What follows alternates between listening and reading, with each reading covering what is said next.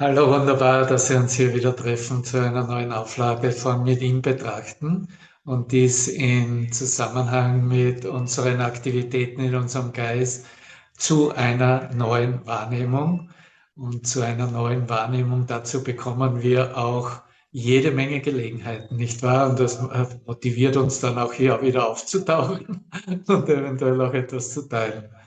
So, die bereits die letzte Episode 16 sich angehört haben, ähm, haben sicher auch eine Unterstützung gesehen mit der heutigen Tageslektion 35. Mein Geist ist Teil von Gottes Geist, ich bin sehr heilig. Und die morgige Lektion umfasst diese Episode hier auch, weil äh, Gott wirklich alles umhüllt, was wir sehen, was wir wahrnehmen. Und dass diese neue Wahrnehmung der Heiligkeit, dass hier ein Gedanke, ein Lichtgedanke uns umhüllt und so auch unsere Projektionen umhüllt. Und dass es halt an uns liegt, hier ähm, ja, zu lernen oder auch herauszukristallisieren, ob es tatsächlich den Bedeutungen der Vergangenheit noch angehört, beziehungsweise noch rechtfertigbar ist in diesem alten Denken, oder ob wir einfach auch die Vorreiter sein wollen und als Vorreiter des Erlösungsbildes, das aus dem Plan Gottes kommt, ja, hergehen und eben anerkennen, was unsere Vergleiche auf der Zeitlinie mit vergangenen Erfahrungen, vergangenen Bildern uns aufgezeigt haben, unsere Urteile gefestigt haben, eben nicht mehr weiter zu rechtfertigen, nicht mehr weiter für uns als bedeutsam oder als wirkungsversprechend oder als Wirklichkeit zu verwenden, sondern eben diesen Schritt in das Unbekannte wagen. Diesen Schritt, in dem wir gar nicht wissen, wie er es uns zeigen wird, wofür es für uns ist und was es bedeutet, dass es zu unserem Besten ist. Und dieser Schritt in das Unbekannte ist letztendlich genau der transformative Schritt, der uns von dem alten Denken des Angriffs- und Verteidigungsmodus herausholt. Solange wir nicht bereit sind, tatsächlich diese alte Denkweise und Beurteilungsweise loszulassen, solange werden wir uns in der einen oder anderen Weise wiederfinden von Selbstverteidigung, und letztendlich ja ist der Angriff, der nach außen projiziert wird, ja nichts anderes als ein Selbstangriff. Und das ist eben der Grund, warum das Bewusstsein dann eben Leiden empfindet, Schmerz empfindet, Trennung empfindet, alle Formen von Ängsten und Schuldgefühle bekommt und so weiter und so fort. Die ganze Psychologie, Wasserfall, Sequenz zeigt sich dann. So diese Übungen und dieses Angebot auch in Hinblick auf, es gibt eine andere Art und Weise, dies und alle Bilder, alle Situationen zu sehen, ist zumindest ein immenser Motivationsfaktor in unserem Geist, ein Hoffnungsträger, könnten wir sagen, hier an einer Erfahrung und an einer Wahrnehmung, die Jesus im Kurs ja auch als Neuwahrnehmung bezeichnet, anzukommen und zu sehen, es ist doch nicht so schlimm, als ich dachte. Das ist vielleicht so die erste Erkenntnis. Es ist doch nicht so, wie ich dachte. Und einschließlich auch, es ist doch nicht so persönlich gemeint, wie ich dachte. So, wo wir eigentlich herausgefordert werden, und da lade ich dich ein, teilzunehmen und etwas von dir zu zeigen, ist der Punkt, wo wir zwar vielleicht durchaus Beispiele aus der Geschichte und wie es sich für uns anfühlt oder wie wir es sehen und wahrnehmen, auch mit den Augen und mit allen Sinnesorganen hernehmen und durchaus auf den Altar legen, aber wir werden da nicht Halt machen. Weder mit einer Befürwortung von Wahrnehmungsbedeutungen noch in einer vollständigen Ablehnung oder sofortigen Austausch mit dem, was wir als die Wahrheit wissen, dass sie dahinter steht, und es sofort abtun mit, ja, ist ja bloß eine Illusion und ist ja nicht wirklich, ne? Sondern wir erlauben uns in unserem Geist einen Umwandlungsprozess zu gehen und durchzumachen und in diesem Umwandlungsprozess sehen, wie weit wir eigentlich noch involviert sind mit begrenzten Bildermachen, mit begrenzter Bedeutung unserer Bilder, die wir noch sehen. Oder ob wir eben schon sehen, dass hier ein Entspanntsein in unseren Geist eingetreten ist und dass in diesem geistigen Entspanntsein auch klar anerkannt wird, dass sich im gesamten Universum nichts verändert hat. Nichts hat sich da verändert, wo das Licht ewig scheint. Und dort, wo Veränderung stattfindet, dann findet sie natürlich nur da statt, wo ich noch begrenzte Bedeutungen in meinem Geist halte, beziehungsweise sie aufrechterhalten möchte, damit sie mir eine Beweisführung abgeben soll, dass ich entweder ganz klar Recht habe, und da nehme ich ja als Mensch in Kauf, dass ich nicht glücklich bin, aber Hauptsache ich habe Recht. Ne? Ist ja viel mehr wert, als glücklich zu sein. Das, das kennen wir alle bis zur Genüge. Ja?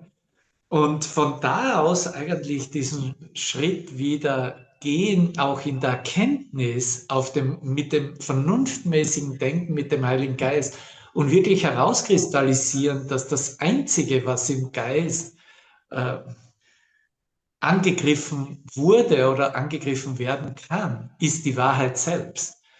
Und jetzt gehe ich natürlich her als transformierendes Bewusstsein und bestärke für mich die Wahrheit, wie ich sie in einem Moment außerhalb von Raum und Zeit eröffnet bekommen habe, erfahren habe, erkannt habe, und bestärke, das ist, was Lehren ist, bestärke die Wahrheit und nichts als die Wahrheit, weil ich weiß, dass nur die Wahrheit wahr ist. Und da ist auch wieder wichtig, sich zu erinnern, die Wahrheit braucht nicht meine Verteidigung. Die Wahrheit war immer wahr und wird immer wahr sein und kennt nur die Wahrheit. Aber ich in der Umwandlung von Illusionen hin zur Wahrheit brauche diese Bekräftigung und Bestärkung. Das heißt, da ist wieder etwas, was ich mir selbst geben möchte. Und da kommt Jesus rein und sagt, was brauchst du von mir? Wie kann ich dir helfen? Ja? Oder ich gehe mit dir Schritt für Schritt und werde dir zeigen, wo du ausgerichtet denkst und lebst, dass du bereits ausgerichtet bist mit der Wahrheit, und wo du noch versuchst, es mit Ego-Gedanken zu rechtfertigen, werde ich dich wahrscheinlich bloß darauf hinweisen, was irgendeine Lektion, eine Tageslektion dich bereits gelehrt hat, und dass du dich daran jetzt erinnern kannst, dass du dich erinnern kannst und anwenden kannst. Und so schreiten wir entlang auf der Zeitlinie in unserem Traumgefüge und erkennen in dem Sinne Moment für Moment, dass wir eigentlich Fortschritte machen. Diese Fortschritte, die wir sehen, sehen wir letztendlich als die Reflexion, wie schnell wir von diesen Ego-Bedeutungen und begrenzten Wahrnehmungsinhalten zur Wahrheit kommen und neben der Wahrheit eigentlich keine begrenzte Bedeutung mehr stehen lassen. Aber die Umwandlung ist nach wie vor eine, in der ich die Schutzmechanismen der Ego-Denkweise, einschließlich eben aller Abwehr, Verteidigungsbastionen, die ich zu irgendeinem Zeitpunkt mir angelernt habe, wie ich bereit bin, sie nicht mehr zu wiederholen, sondern sie buchstäblich von der Wahrheit durch den Heiligen Geist ersetzen zu lassen, sodass die Wahrheit immer scheint. Auch wenn das Bild vielleicht noch so aussieht, naja, da fehlt vielleicht doch noch etwas, oder da ist doch noch irgendwo ein Mangel im Austausch gegeben, auf der persönlichen Ebene gegeben. Ich persönlich glaube, dass vom Anfang, vom ersten Atemzug bis zum letzten Atemzug, das menschliche Bewusstsein, wenn ich meinen Geist darauf auch ausrichte, was finden kann, wo Mangel aufgezeigt wird. Ne? Und wenn nicht im eigenen Geist direkt als ein Wahrnehmungsinhalt oder klarer Gedanke, dann halt ist es noch immer im Außen projiziert und irgendwo da draußen, wo es als fehlerhaft oder mangelhaft dann der Finger hingewiesen werden kann. Ne? Und das ist eben, wie die Ego-Denkweise operiert, bis zum letzten Atemzug, damit du bloß nicht mit dem Heiligen Geist zu arbeiten beginnen würdest. Und weil der Heilige Geist macht nichts anderes, als uns zu zeigen, dass wir ganz sind, dass wir geheilt sind, dass wir vollkommen sind, dass die Wahrheit bereits durch uns strahlt, egal welche menschliche Erfahrung wir machen. Und sicher, der ganze Kurs in Wundern ist dafür da, dies zu bestärken, was bereits in uns gegeben ist als Gabe Gottes und in uns und durch uns scheint und sich der Welt gibt. So, jeder ist herzlich willkommen, sein Mikrofon anzumachen und hier mit ihm betrachten, eine Reflexion einzuladen. Danke für deine Aktivitäten auch in dieser neuen Serie mit ihm betrachten. Und ich persönlich auch. Wir haben gerade vorhin diese letzte Aufnahme, diese Episode 16 angehört und die meisten Sachen, wie wir sie geteilt haben, Corona, Christiane und ich, einen Tag davor, konnte ich mich gar nicht mehr so richtig erinnern und es war in dem Sinne auch eine gute Erfahrung für mich als, wow, äh, ich kann diese Stimme, die auch durch mich spricht, absolut gut nutzen und ist wirklich für mich und ich kann mich in dem Sinne bestens hören als, auch wenn ich sage, das ist die Stimme des Heiligen Geistes, der meinen Geist zur Wahrheit ausrichtet und ausrichten will und möchte, dass ich nichts anderes als die Wahrheit mir selbst denke, ausdehne und lebe, in Erfahrung bringe. Und so, ja, gehen wir halt entlang in dem Sinne, dass wir hier alles auf uns beziehen und gewillt sind, die Verantwortung zu übernehmen dafür, was wir sehen und dies eben im Beschreiten mit dem Heiligen Geist gemeinsam auch teilen und sehen, dass alles im Himmelreich ausgerichtet ist, in Ordnung ist und in Frieden ist. Ne? Weil überall nur Frieden sehen, wie es auch ausgedrückt wurde im Podcast, ist die Heiligkeit ausdehnen zu lassen.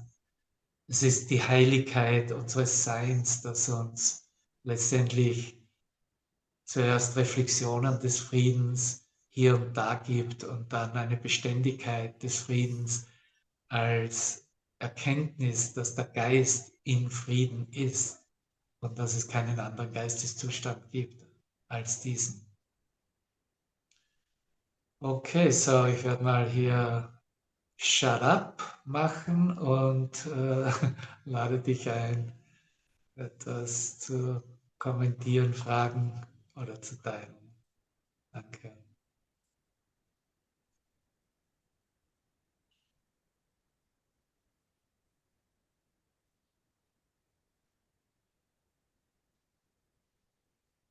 Möchtest du gleich etwas vielleicht teilen, liebe Christine? Was würdest du denn gern hören? Diesen Beitrag, den du in der Telegram-Gruppe zu einer neuen Wahrnehmung mit uns geteilt hast. Ja,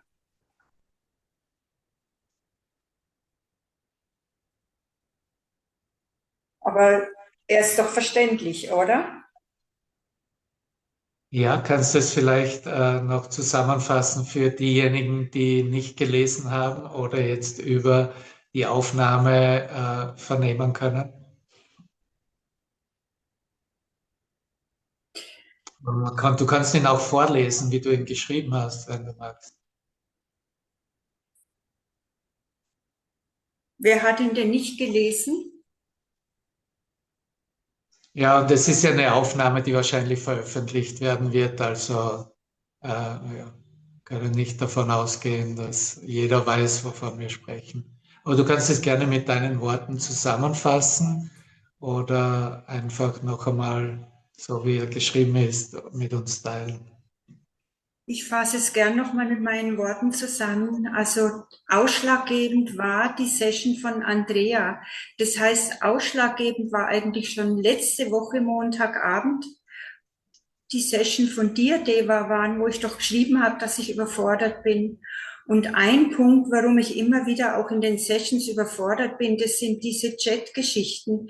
Das sind die Geschichten, die im Chat geschrieben werden. Und das ist wirklich ein ganz interessantes Phänomen, dass eine Person was Liebevolles reinschreibt in den Chat. Also so wie bei der Andrea zum Beispiel, wo ein junger Mann geschrieben hat, schön euch alle zu sehen und ich freue mich, Andrea, dass ich dich sehe. Und dann kam sofort so eine ellenlange Antwort, wo ich das Gefühl habe, da ist so viel Angriff drin. Also da wird so viel angegriffen eigentlich und also ich könnte den Chat zwar herausschieben aus dem Bild, so dass ich ihn nicht immer wieder lesen muss, aber trotzdem ist man versucht, da immer wieder hinzuschauen. Und mir geht's in der Session so, dass ich mich eigentlich mit dem Lehrer verbinde und auch mit dem gesamten Plenum. Und in dem Moment, wo im Chat was reingeschrieben wird, in dem Moment habe ich so das Gefühl, das kann ich jetzt nur von mir sagen, dass meine Verbindung gekappt wird. Und das ist was mich so sehr, also ich sage jetzt immer wieder den Ausdruck überfordert. Das überfordert mich so sehr, dass ich schon das Gefühl habe, manchmal, ich gehe in die Session selber gar nicht mehr rein, sondern ich schaue sie mir lieber am nächsten Tag an. Dann habe ich den Chat nicht und kann mich darauf konzentrieren und dann habe ich das Gefühl, da kriege ich viel mehr mit, wie wenn ich direkt drin bin. Also das ist Ja, jetzt so das, was ich geschrieben habe. Ich habe mir es auch immer wieder auch durchgelesen und habe das Gefühl gehabt, das ist so sehr vorwurfsvoll eigentlich. Und auch selber, das, was ich geschrieben habe, könnte auch als Angriff aufgefasst werden. Weil ich natürlich geschrieben habe, wie stupid ist es, immer wieder den Chat was reinzuschreiben, wobei ich den Ausdruck des Stupiden übernommen habe von der Episode von der Episode 15. Aber ja, also ich kann das nicht nachvollziehen. Vielleicht ist es normal, aber ich kann es nicht nachvollziehen, dass man immer wieder und wenn man natürlich eine Ergänzung reinschreibt, das ist so, wie wenn du dem Hund ein Leckerle zuwirfst, der Hund schnappt sofort zu und sofort wird drauf geantwortet und sofort wird so drauf geantwortet, dass es mir eigentlich auch weh tut. Also das ja. ist jetzt das, was ich dazu sagen möchte. Ja, danke. Und ich nehme an, dass du dabei auch zum Ausdruck bringst, dass du dabei Hilfe benötigst, ja? Ja, schon. Also Ja, wenn ich mir, ja, ja.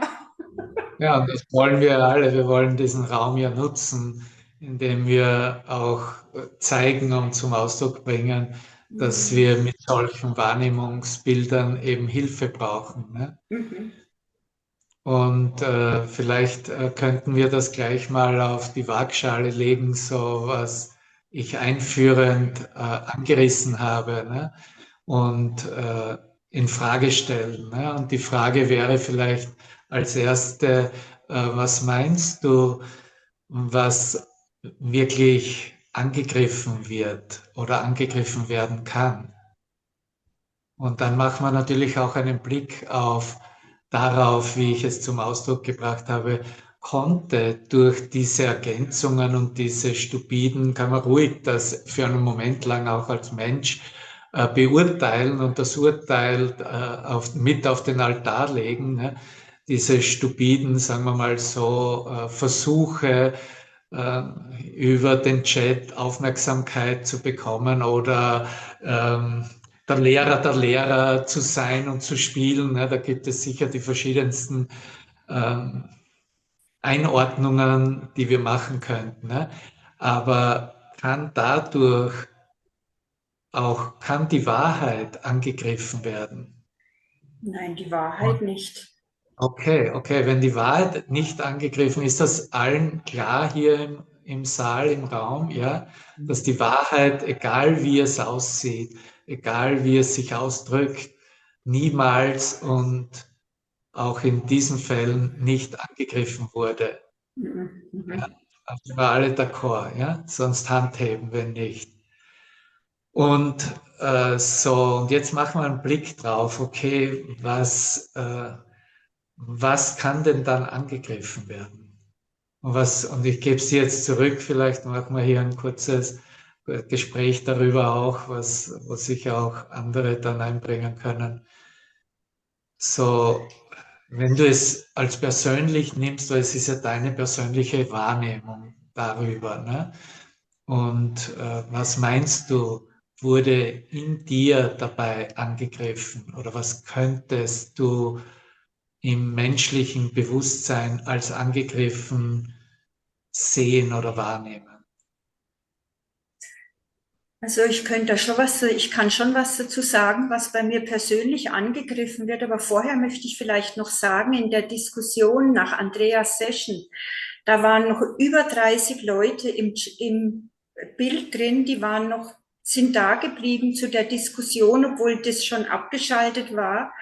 Und auch 2 Lehrer waren noch dabei, also 2, ich sage jetzt mal Kurslehrer, obwohl die das ja nicht gern hören mit Kurslehrern.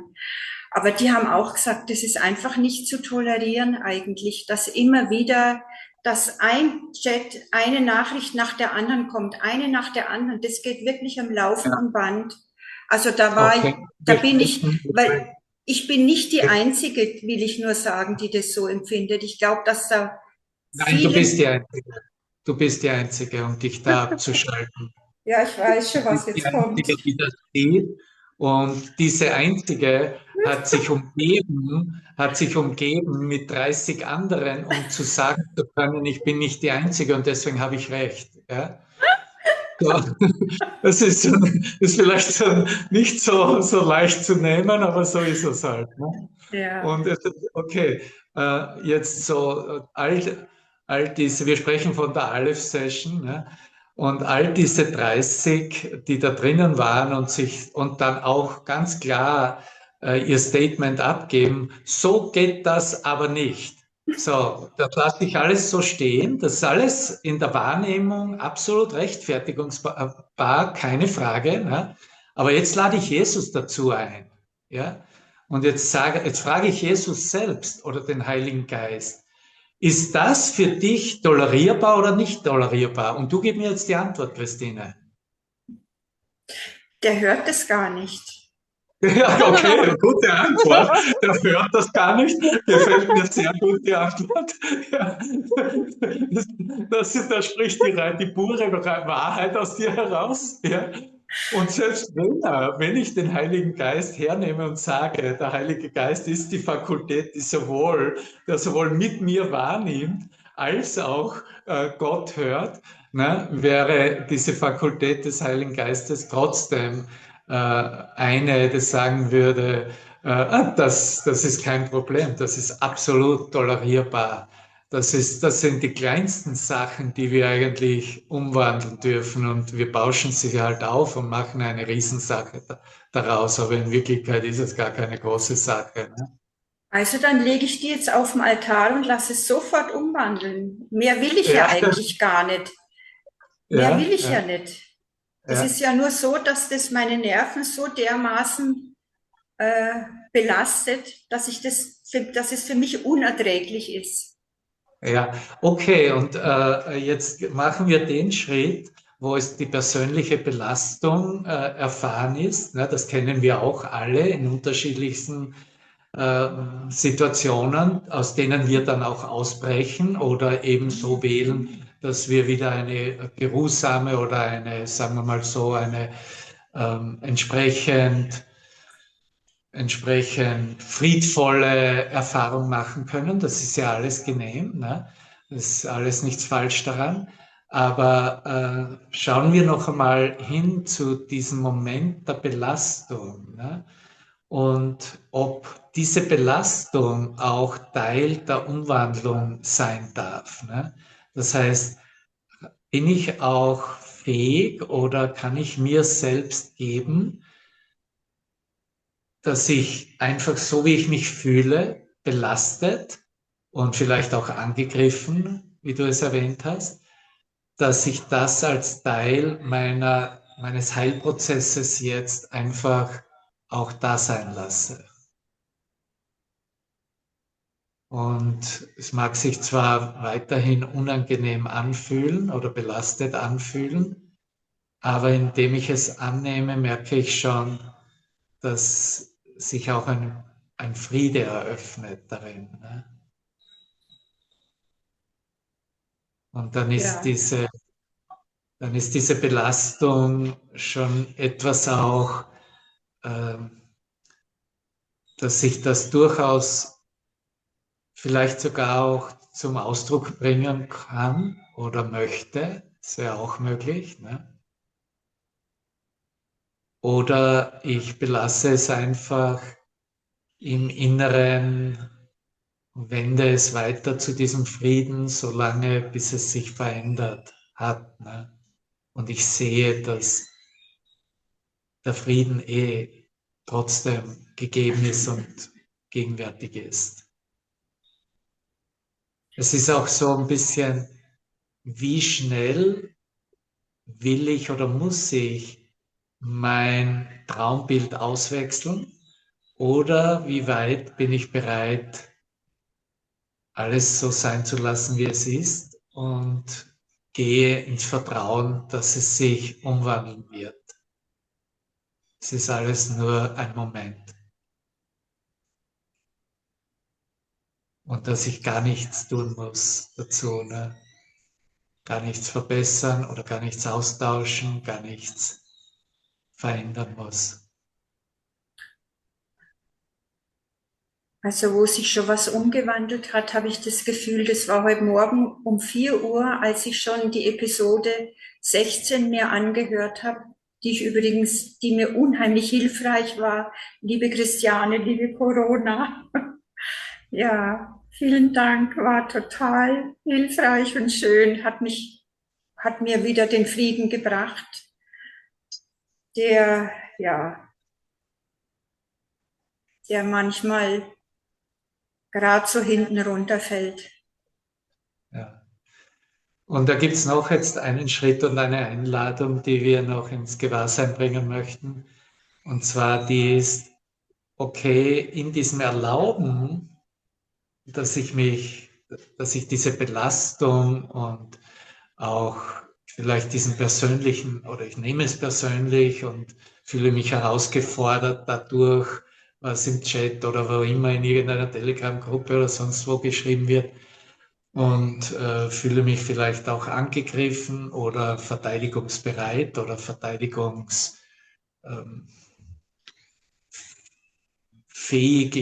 Vielleicht möchte ich es auch so ausdrücken. Aber egal, was der Ausdruck oder die Handhabung der Situation mit sich bringt und in mir hochkommt, habe ich trotzdem noch eine Einladung da, und zwar zu sehen, dass das, wer ich wirklich bin, sich nicht verändert hat und nicht verändern konnte. Das heißt, es ist die Einladung das ist in der östlichen Philosophie als das Gewahrsein über das Gewahrsein. Ne? das Gewahrsein darüber, worüber ich mir bewusst bin. Ja. Ich gehe in dem Sinne in meinem Geist her und erkenne an, dass diese Präsenz des Christus in mir unbeeindruckt, unbeeinflusst, unverändert, unveränderbar, unveränderlich nach wie vor dieselbe ist.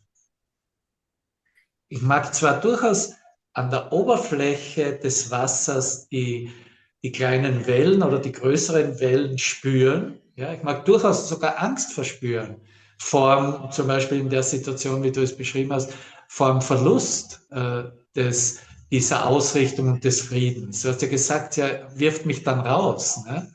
Da geht das Bewusstsein in eine Angst, dass ich das verlieren könnte oder dass ich das jetzt nicht hätte. Ne? Und das kann ich durchaus auf der Gefühlsebene so spüren und wahrnehmen. Aber ich kann trotzdem darunterliegend erkennen oder ins Gewahrsam bringen, dass da etwas da ist, was nicht verändert werden konnte. Und das üben wir in den Momenten von kleineren Aufregungen, ne, wie sie passieren. Aber wo es wirklich wichtig wird, ist, wenn die große Aufregung daherkommt. Ne? Und das war offensichtlich für dich eine große Aufregung. Ne?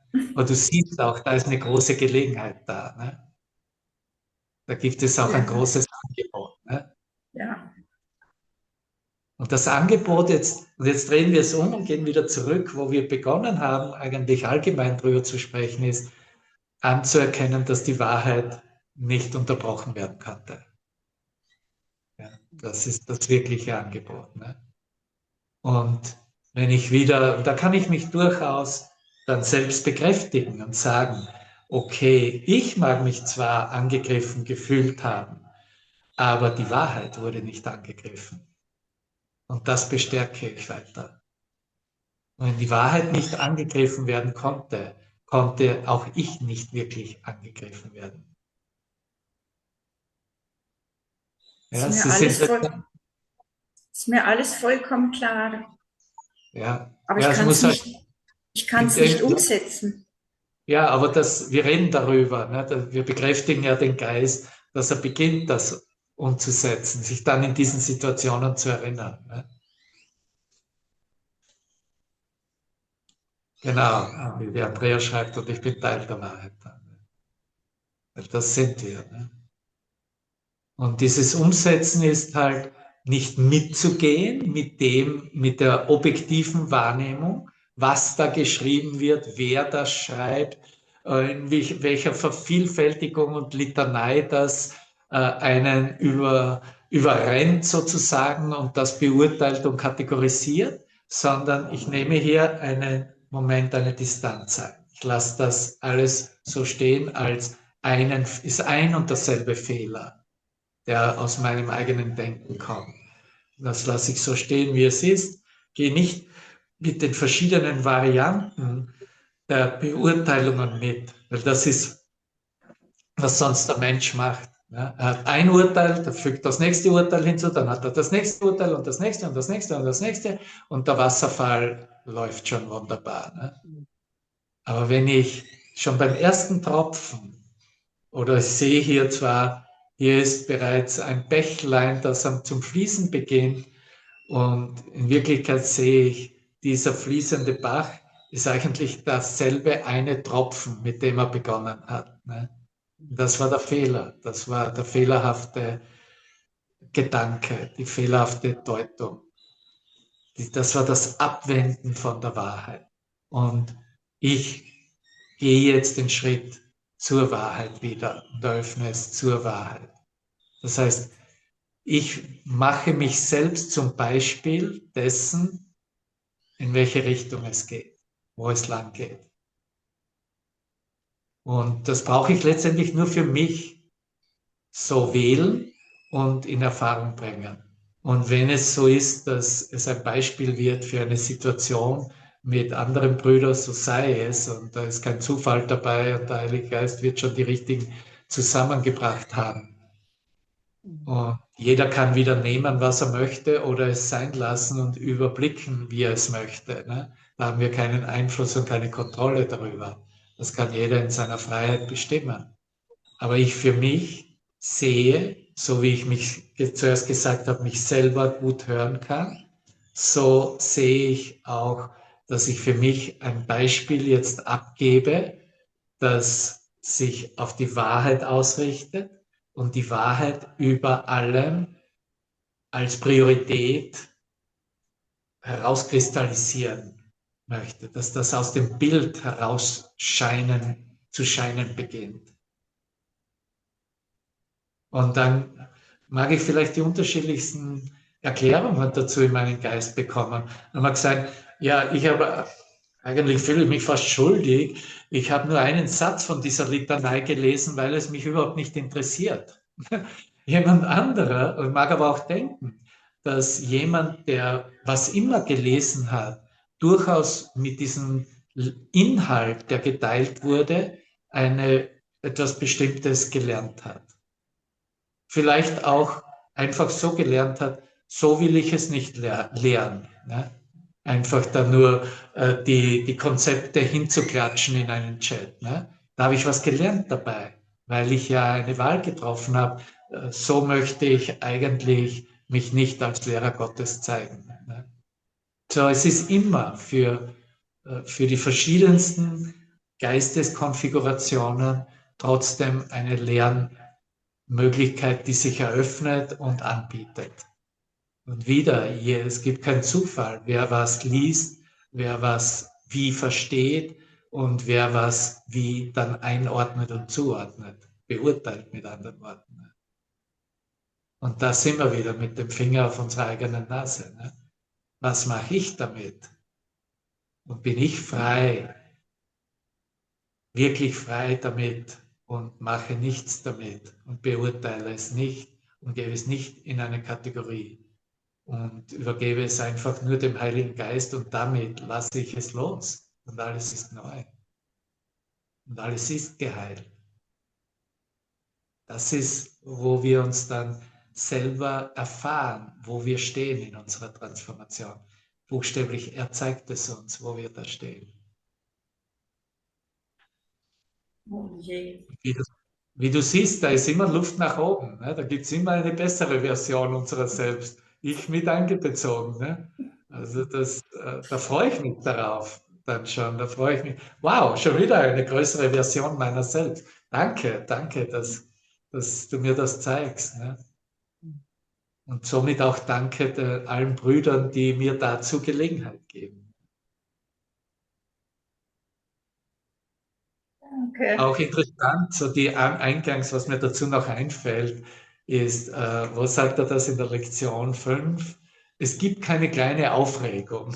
Ja, genau. Ne? Das passt genau dazu. Ne?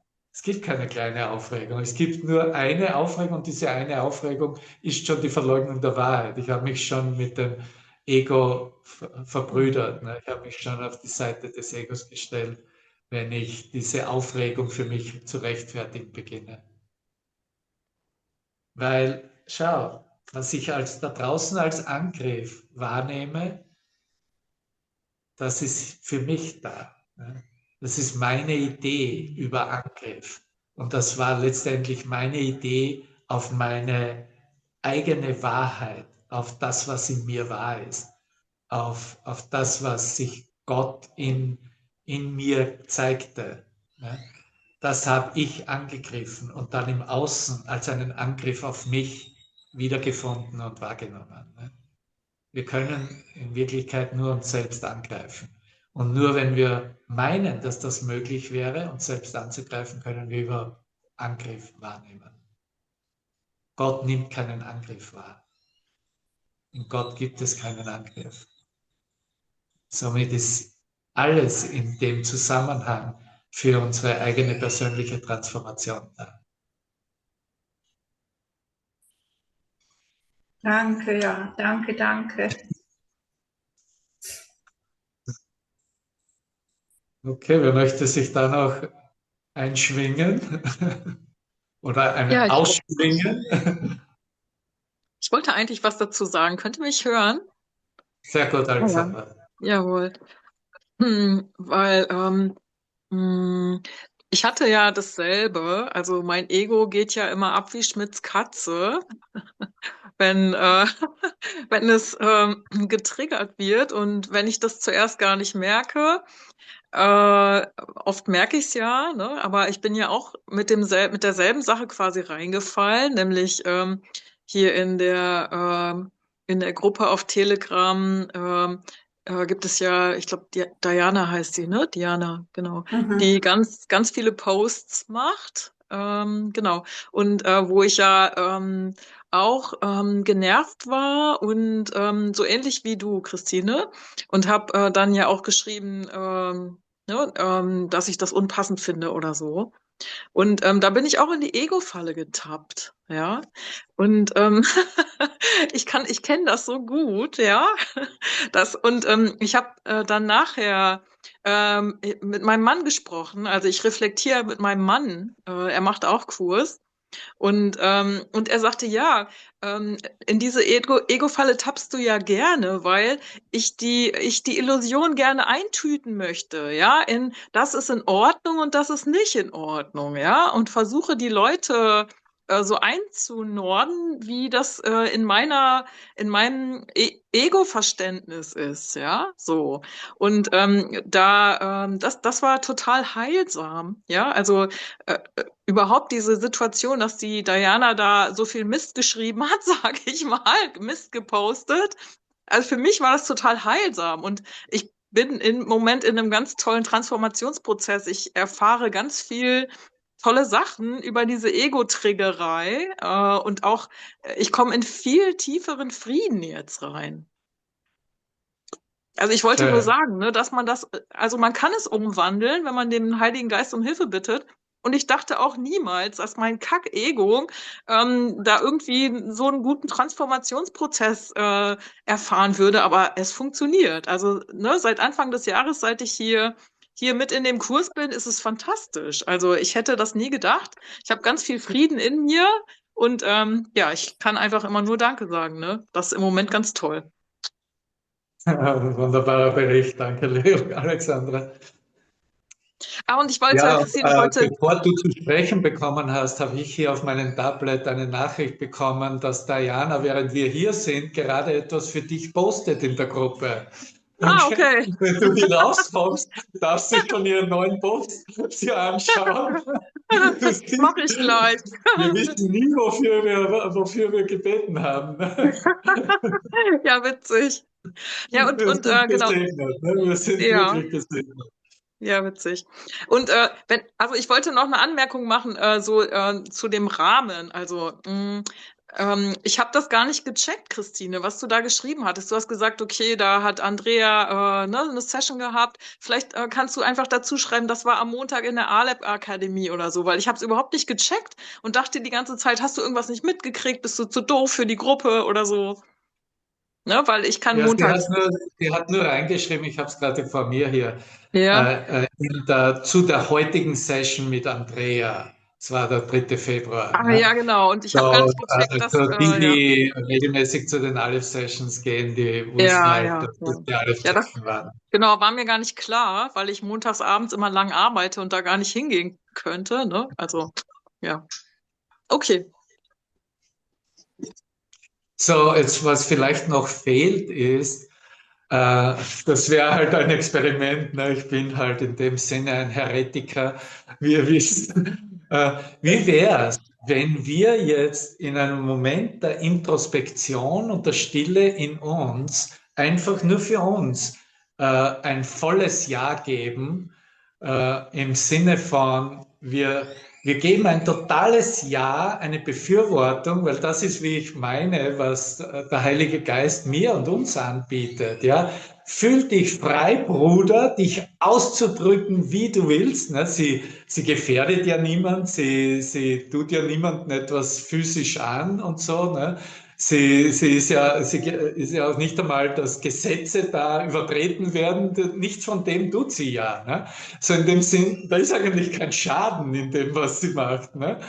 So, vielleicht nehmen wir eine Minute Zeit und blicken in uns. Wir verbinden uns hier und wir geben, egal jetzt welche Brüder in unseren Geist kommen, sind ja nur Namen und Bilder in unserem eigenen Geist, also unser Selbst, und geben dem ein ganzes Ja, eine totale Befürwortung. Ich bin mit dir, Bruder, und ja, dehne dich aus, weil ich kann nicht erwarten, das Licht zu konsumieren, was du da ausdehnst. Da ist ja überall Licht drin, auch wenn es als Begrenzung erscheint. Ne? Ja, wollen wir das machen? Okay, gut, dann.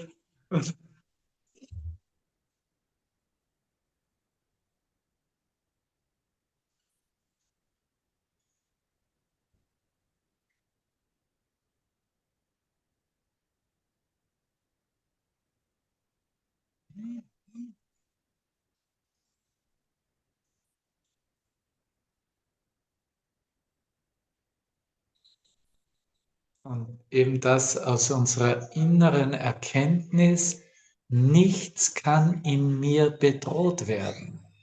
Nichts ist in mir bedroht.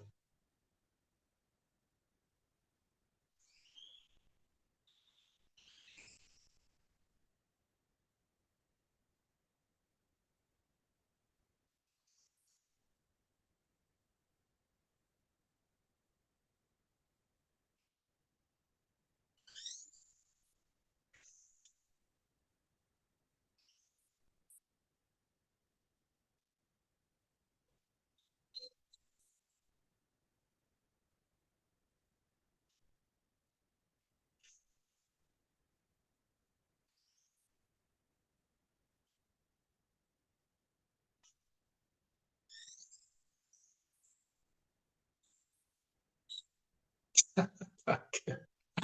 Wunderbar, danke, danke.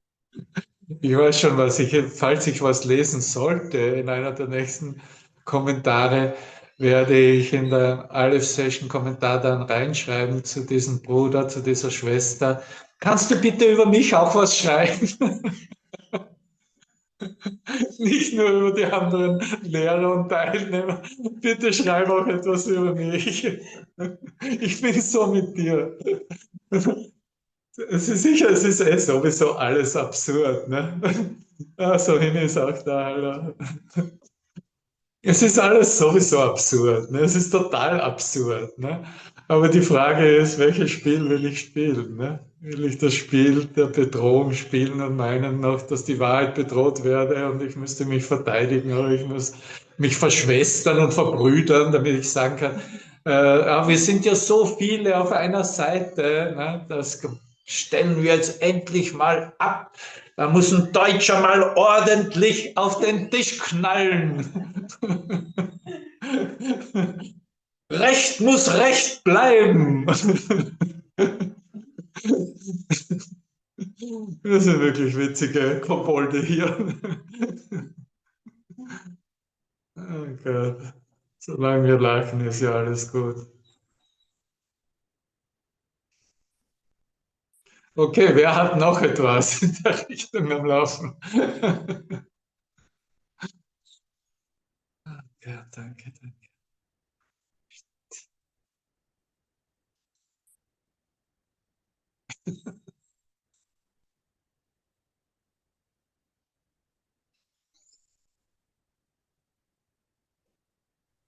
Also diese Schwester hat mich auch angeschrieben über Telegram extra, privat und auch ellenlang und für sämtliche Studien eingeladen.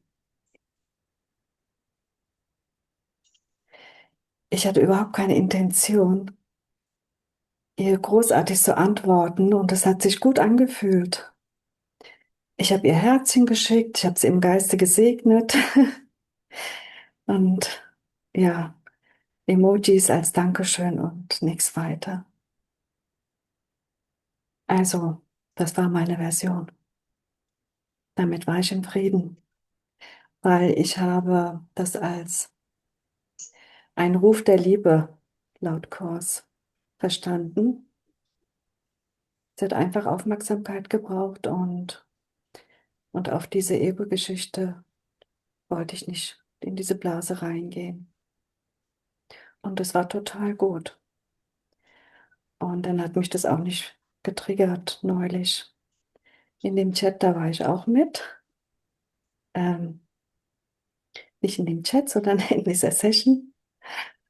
Und ich habe halt gesehen, wie viele Aufregungen, das konnte man spüren. Es waren viele Aufregungen, also nicht nur die eine, also es waren mehrere, die sich sehr aufgeregt haben. Und ja, ich konnte das einfach nur beobachten, das natürlich auch in meinem Geist und einfach nur segnend und ja, abgebend. Alles gut. Ja, Danke dir, Susanna, das ja. Ich zeigt, denke, oder das gibt ein Beispiel deines Geistes, der Heilung angenommen hat und eben nun Heilung geben kann. Und das ist eben die Form der Heilenergie, dies als Segen zu übersetzen und als solches für einen selbst auch in Erfahrung zu bringen. Und es ist nicht so, dass ich mich nicht um meine Brüder kümmern würde und sie verstehen kann in ihrem Schmerz oder in dem, wie sie es über die Aufregung auch zu transformieren versuchen. Ne? Aber was in meinen Geist kommt, ist, das ist eine individuelle Heilerfahrung, das ist eine individuelle Transformation. Ich stehe hinter dir und neben dir und Hand in Hand gehe auf diesen Bruder zu, wenn du eine Reaktion hast. Ne? Verwende die Situation, ne? Und verwende sie individuell. Versuche es nicht zu einem kollektiven Angriff zu gestalten oder zu einer kollektiven Reaktion zu machen, ne? Sondern sieh es als eine persönliche Transformation und fühl dich unterstützt und bekräftigt, dich zu zeigen mit dem Schmerz, mit der Aufregung, mit allem, wie es sich halt zeigt. Ne? Und akzeptiere, dass in dieser individuellen Übernahme der Verantwortung darüber, was gesehen wird, es sich auch lösen wird. Ne? Es wird sich lösen. Das Ego hat keine Kraft für sich selbst. Und da ist keine Substanz und keine Quelle da, dass das Ego verwenden könnte, außer unsere eigene begrenzte Denkweise. Ne? Das aus dem eigenen Ego es zu nähern. Ne? Und der Segen ist eben die Medizin dafür. Ne? So, so sehr wir Situationen durchaus mitfühlen und verstehen können, so sehr darf auch jeder Bruder individuell gesehen seinen Weg in der Heilung seines Geistes unterstützt und bekräftigt gehen. Und das ist auch die Zeit, worin wir uns befinden. Es hat nichts damit zu tun, ob jemand eine gute Wortausdrucksweise hat oder nicht. Wir sind alle Lehrer Gottes. Und wir lernen halt durch die unterschiedlichsten Denksysteme und Denkformen. Und in dem Sinne ist, ist der Fokus auf das Resultat gerichtet, auf das, was rauskommt. Ne? Das, was rauskommt, ist, unser Geist ist ausgerichtet auf Heilung, auf nach Hause gehen. Ne? For goodness sake. Ne? Und darum geht es. Ne? Und dafür sind wir halt äh, persönlich verantwortlich. Ne? Wir können ja den Spieß umdrehen. Ne? Ich kann ja sagen, okay, übernehmen wir das Kollektiv, haben wir ja alles gemacht, Tausende und Tausende von Jahren, da ist ja nichts Neues dabei. Übernehmen wir eine kollektive Verantwortung, übertragen die kollektive Entscheidung einem Gremium oder einem Führer, ne, einem Politiker oder einer Partei. Und dann schauen wir und gehen zurück und reflektieren, ja, ist jetzt das Problem in meinem Geist gelöst und geheilt? Ist doch ganz einfach, ist doch ganz offensichtlich, dass da nichts geheilt wurde, indem ich es nur nach außen projizierte und abgab, ne? Dass für mich das Problem gelöst werden sollte. Ne? Nichts wurde geheilt, weil die Idee ihre Quelle nicht verlassen hat und die Quelle ist mein eigener konzeptioneller Menschengeist. Ne? Da muss es geheilt werden und dafür müssen wir auch individuell auftreten und uns zeigen. Ich Danke hatte dir, das, Nalan. ich hatte das ähnlich wie du, Nalan. Ich bin auch in einem persönlichen Kontakt über Telegram mit dieser Schwester und ich habe immer nur bei mir gedacht, okay, wie begegne ich diesem ganzen, ja, für mich undurchschaubaren Wortschwall und immer wieder nur, ich will den Bruder sehen, ich will den Bruder sehen, ich will den Bruder sehen. Und dementsprechend habe ich auch immer wieder antworten können. Und da hat sie mir dann einmal geantwortet, sie bräuchte eigentlich gar keine Rückmeldung, das sei ihre Art des Lernens. Und da habe ich gedacht, okay, gut. Super, die Antwort haben wir ja schon. Ja, ja. Also ja, danke, Devavan, danke, Marianne. Ich bin auch der gleichen Meinung, also ich gehe mit euch. Das ist wirklich individuell. Also ich persönlich habe halt geguckt, was macht es mit mir? Und ich hatte überhaupt kein Interesse daran und dennoch habe ich Jesus gefragt, ja, soll ich da antworten oder nicht? Was soll ich jetzt damit machen? Was meinst du, was braucht sie jetzt? Mm. Und da war halt nichts, ne? Und das ist wirklich individuell zu gucken, ob ich da wirklich ehrlich bin. Und Christiane, wenn du da reagiert hast, dann ist es auch richtig, denke ich, wenn du deiner inneren Stimme gefolgt Christine, bist. Christine oder andere Brüder im Chat, in der Session hinterher. Ganz ehrlich, also das war sehr authentisch und das war total gut. Und ich denke, das ist auch in der Führung genauso orchestriert, damit bestimmte ähm, Heilungsprozesse in Gang getreten werden von dem Heiligen Geist. Und es gibt da einige, die sicherlich auch gesegnet haben und das da unterstützt haben. Das ist alles okay. ja, und auch wenn wir uns einlassen auf den persönlichen Kontakt, da zeigt es sich ja ganz schnell, wie groß oder wie klein die Blase ist. Ne? Es ist eine Blase sowieso, weil es ja mit Bedeutungen von Ausdrucksweisen und Gedanken, Ideen zusammenhängt. Das ist schon eine Blase in sich. Ne? Und das geht mir auch so, ne? Wenn ich sehe, dass nicht eine Bereitwilligkeit da ist, also es bedarf nach wie vor zwei für eine Verbindung und für eine Zustimmung, die Blase zum Platzen zu bringen. Ne? Wenn ich sie nur für mich platzen lasse, okay, ne? Und wird es wahrscheinlich irgendwo in einem weiteren Blasenangebot andere wie Luftballons geben. Ne? Aber wenn man natürlich da gemeinsam drinnen steht und sich verbindet, hey, lassen wir die Blase gemeinsam platzen, dann platzt sie auch für immer. Ne? Und wenn das nicht der Fall ist, habe ich die Wahl, ob ich da überhaupt, wie du es zum Ausdruck bringst, Nala, ob ich überhaupt in so einer kleinen Blase mich zeigen oder aufhalten möchte. Ne?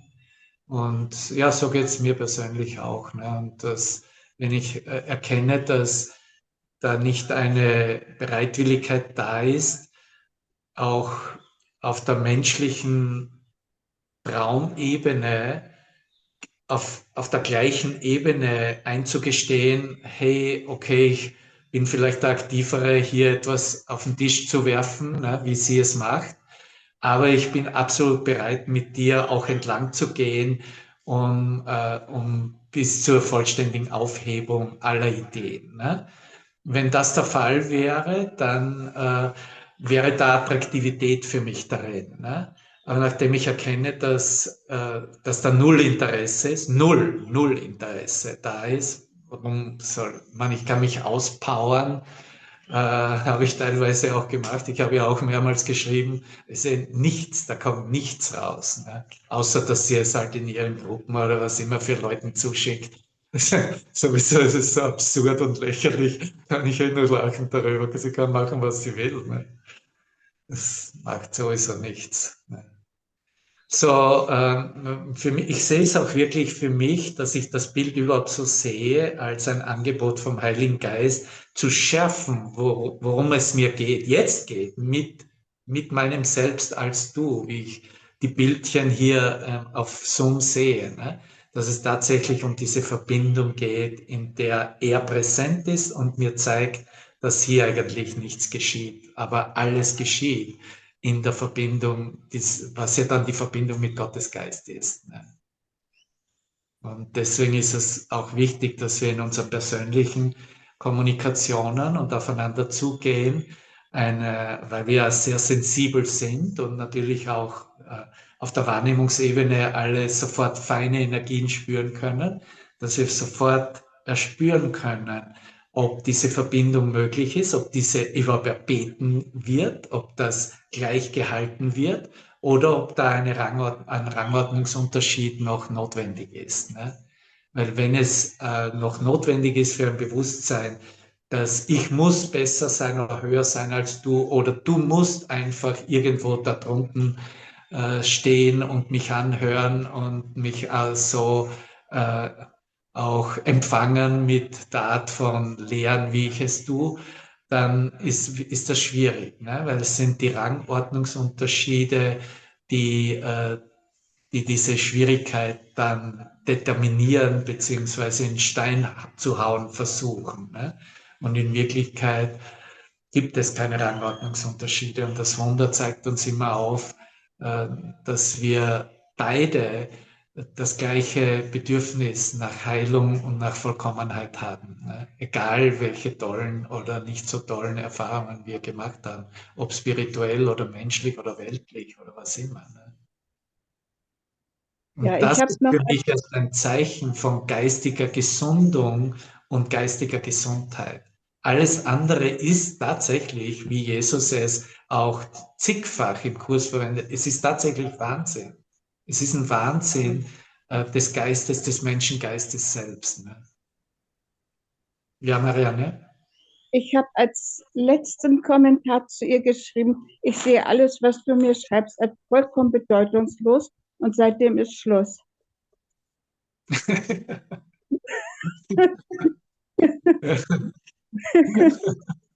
Weil das ist einfach meine Haltung. Ich gebe dem keine Bedeutung. Das ist für mich, ja, letztlich wertlos. Weil das genau das, was du sagst, es ist ja keine gemeinsame Miteinander weitergehen. Das ist einfach nicht da. Es ist nichts, wo man den anderen als wir machen was zusammen, wir gehören zusammen letztlich so Ja, gezeigt. ich würde es so herauskristallisieren, wie es der Kurs lehrt. Ne? Alles ist eine Idee, alles ist ein Ja. Gedanke. Aber nur wenn Geister sind verbunden, sagt er. So Geist besteht auf der konzeptionellen Ebene aus vielen Ideen, auf der Wahrheitsebene eine Idee, die Gott selbst und die Schöpfung selbst ist. Ne? So, aber trotzdem wird es zeigen, die Verbindung von Ideen. So, je mehr unsere Verbindung mit dem Heiligen Geist uns Erfahrungen des Friedens, des inneren Friedens eröffnet hat, desto weniger Angst haben wir. Ja, wir sind buchstäblich von der Angst befreit. Oder auch wenn sie noch von Zeit zu Zeit kommt. Wie lange dauert es? Ne? Früher waren wir ewige Zeiten in Angst. Ne? Und das heißt, dass das Bewusstsein jetzt offener ist, auch begrenzte und weltliche und einschließlich Angriffsgedanken da sein lassen zu können. Nicht nur sogar da sein lassen zu können, sondern einzuladen. Ja, es ist okay, kein Problem, da ist ein Angriffsgedanke, da ist der Gedanke oder der. Ne? So gib mir irgendeinen illusionären Gedanken, ja, könnten wir sagen. Aber wir müssen uns eingestehen, dass wir diesen illusionären Gedanken gemeinsam erfahren wollen, wie wir es dem Heiligen Geist geben und wie er uns dann die Wahrheit eröffnet. Ne? Das heißt, eigentlich, was wir teilen, im Englischen gibt es ein ganz spezifisches Wort, was wir im Deutschen auch immer wieder verwenden, obwohl es nicht wirklich eine gute Übersetzung davon gibt. Das ist ein Commitment. Das ist das Commitment.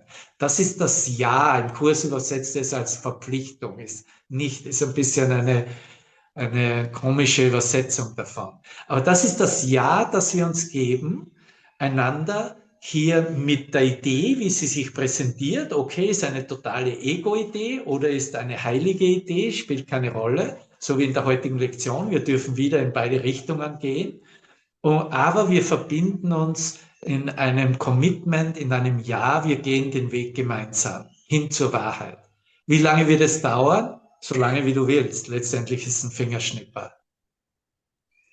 Aber darum geht es. Wenn das Commitment nicht da ist, ist es vertane Zeit eigentlich, weil dann wäre ich besser da zu sein, wo ich das Commitment finde und sehe und würde mich lieber eigentlich, oder weil es schneller auch geht. Ne? Wo kein Commitment da ist, das ist langsam. Da muss erst die Kraft gestärkt werden, dass es überhaupt zum Commitment kommen kann. Ja? Ja, und auch das kann ich ja dann Jesus auf den Altar geben. Ich kann ja sagen, Absolut. also ich komme jetzt damit gar nicht mehr weiter. Ich habe da, also für mich ist das Wort Vereinbarung wie für Commitment, dass man etwas miteinander vereinbart, einen Weg miteinander zu gehen. Und wenn in dieser Vereinbarung, die kann ja nicht einseitig sein. Und Ja. dann gebe ich das Jesus. Also ich komme damit nicht mehr weiter. Mir fällt auch das Wort nicht ein oder wie auch immer. Wie erreiche ich einen Bruder, der für mich kaum erreichbar zu sein scheint? Ja, ich glaube, was wir machen auf menschlicher Ebene ist, wir erinnern uns zuerst. Verstehst du? Und das werden wir auch vom alle Orga-Team machen in der Kommunikation mit ihr, dass wir zuerst die Erinnerung wiederholen, was ist eigentlich der Sinn und Zweck dieses Zusammenkommens einer Aleph-Session. Weil das ist genau das, worüber wir hier sprechen, von Vereinbarung und Commitment. Ne? Der Sinn und Zweck ist, dass wir uns ausrichten, sehen, dass wir als ein Selbst auch letztendlich in verschiedensten Gedankenformen und Erscheinungsformen, aber auf denselben Weg zu Gott, zur Wahrheit beschreiten und dass wir eben uns akzeptieren, dass dieser Weg gegeben ist oder dass die Struktur des Weges eine ist, dass wir uns eingestehen, wir alle lernen dabei. Wir alle gehen am Weg nach Hause. Keiner, der wirklich den Sinn und Zweck der Aleph Akademie versteht, kann sagen, ja, und ich bin schon zu Hause und ich bin jetzt eben der Guru oder der Meister, der dich nach Hause begleitet. Das würde ein Meister, der Meister würde das nie sagen, ne? Sondern würde einfach sagen, ja, natürlich bin da, ich strecke deine Hand auf, aber ich gehe mit dir. Und das, was du fühlst und durchdenkst, das denke ich auch mit dir durch. Und ich bin halt dein Beschleunigungsfaktor, damit du schneller werden kannst. Ne? Das ist, was der Meister ist in uns. Ne? Somit ist alles andere nach wie vor eine Form des Egos. Ne? Und das erkennt man eben daran, weil es ja in der Welt gibt es keinen Sinn und Zweck des Erwachens. Ne? Das Ego kennt keinen Sinn und Zweck, keinen wahren Sinn und Zweck. Aber der wahre Sinn und Zweck wurde uns vom Heiligen Geist gegeben. So das kann ich auch auf der Wahrnehmungsebene zu einer neuen Wahrnehmung, ne? In der neuen Wahrnehmung erkenne ich sehr wohl den neuen Sinn und Zweck. Und daran kann ich erkennen, ob ich mit diesem Bruder am gleichen Weg bin oder nicht. Ja? Indem ich den Sinn und Zweck teile. Also weil mir die wird Welt gerade teilt so diesen heiß. Sinn und Zweck nicht. Bitte? Mir wird gerade so heiß, weil ich das Gefühl habe, ich habe jemanden verraten auf einmal. Und das finde ich jetzt ganz unangenehm. In welcher Hinsicht verraten? Wie meinst du? Christina verraten, also diesen Bruder verraten, in dem Sinne, dass ich sie aufgebe oder so. Aber wenn ich sage, ich gebe das Jesus, mach du das, dann gebe ich sie Mhm. ja nicht auf. Ne? Genau, genau, Aber genau. sie ist Da total mache ich ja heilig. nur den Schritt zurück. Ne? Ich werde einen Schritt zurücktreten und Ja, ihn, genau. ihn hervortreten lassen und ihm es überlassen. Ne? Ja, Genau. und da ist genau dieses, was da auch immer wieder bei eurem Gespräch gestern, was ihr aufgenommen habt, war dieses, ich muss das ja gar nicht. Ich muss es doch gar nicht. Ja, genau. Danke. Wunderbar. Wer möchte noch etwas sagen zum Abschluss, ganz kurz?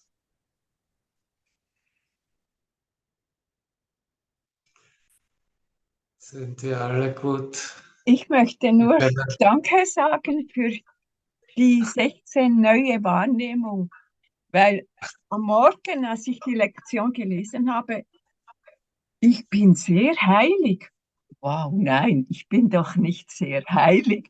Und das hat mir dann geholfen, als ich die 16 also in der neuen Wahrnehmung gehört habe, dass wahrscheinlich das Ego gesagt hat, ich bin nicht heilig. Ja. Ja, danke dir, Dankeschön. Sonja. Mhm. Schön.